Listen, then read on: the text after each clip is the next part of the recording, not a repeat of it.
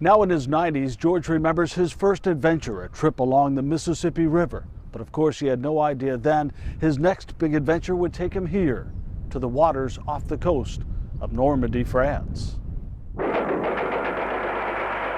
I looked out and seen all them ships. I never seen so many ships in my life.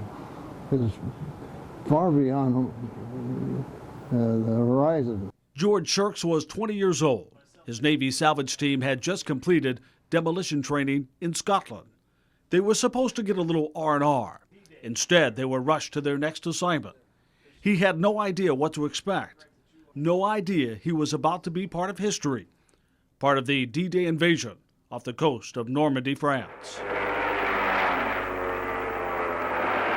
I'd never been in an invasion before, but this was a real mind-opener. His seagoing tug was immediately put to work, clearing out anything in the way of the American troops and supplies needed to drive the Germans back. Anything that looked like it was a hazard or an obstruction to the forces going into the beach. No time to stop, even to rescue or recover Americans that were in the water all around them, dead and alive.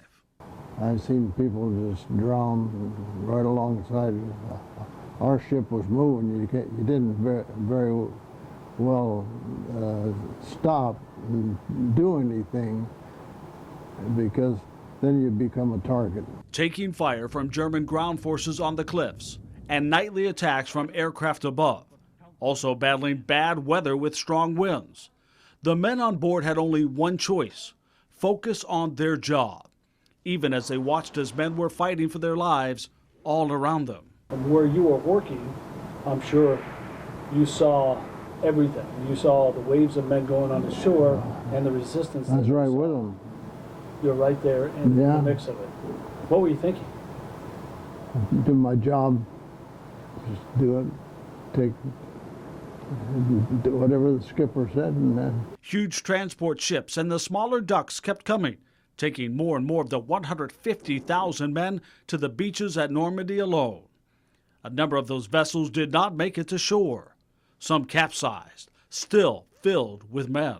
One big ship that turned over, it had to have people in it because nobody could have got off of it, I don't believe. His men moved in to get that ship and others out of the way.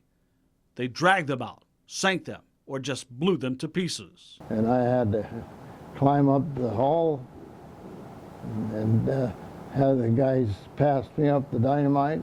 And after days without rest, the battle for the beaches over, the bombs silent. The waves and birds could be heard again.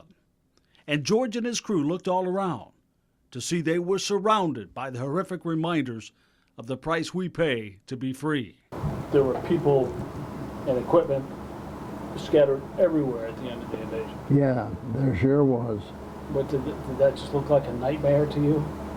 It was a nightmare. And like so many others from that era, George maintains that he was just doing his job and somehow found a way, found the strength to not let the nightmare, the war off the coast of Normandy, give him restless nights for the rest of his life. It's past, gone. I mean, there's nothing you can do with what's past.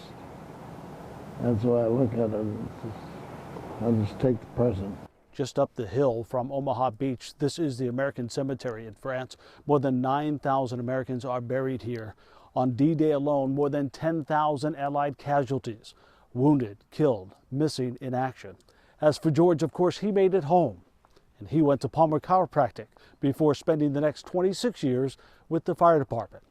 As for the memories of what happened here, George tells me he doesn't have nightmares, but he does have very, very vivid memories of what happened here on that day.